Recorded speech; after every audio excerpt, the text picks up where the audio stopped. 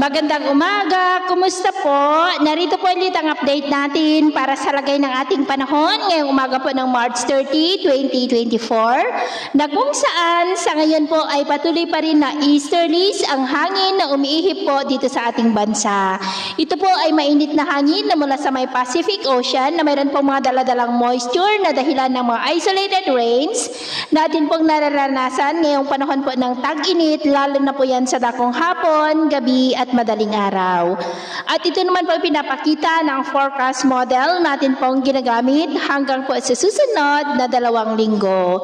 At sa lagay ng ating panahon, ngayong madaling araw ay maayos ang panahon sa malaking bahagi ng ating bansa pero may tsansa pa rin ng mga isolated rain sa ilang bahagi po ng Southern Palawan, Zamboanga, Sulu Archipelago at Bislig.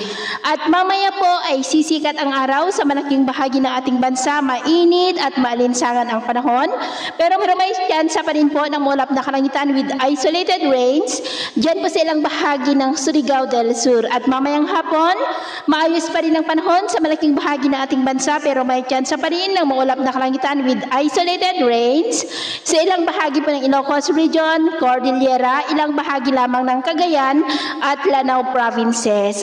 Kaya kung lalabas po tayo sa ating mga tahanan, ay ugaliin po natin lagi ang magdala ng payong, panangga natin sa init ng araw, at proteksyon na rin po sa mga biglaang buhos ng ulan, at ugaliin po natin lagi ang magdala ng tubig para po makaiwas tayo sa dehydration na dulot po ng mainit na panahon. At sa atin naman pong mga baybayin, wala naman po tayong nakataas na anumang gale warning signals, pero iba yung pag-iingat lamang po kung papalaot tayo para po mas makaiwas sa mga sakunang karagatan. So, ito po ng latest update natin sa araw na ito. At ako pa muli si James na nagsasabing, sa kahit na pagsubok po na darating sa ating buhay, huwag po tayong mawawalan ng pag-asa. Thank you and God bless!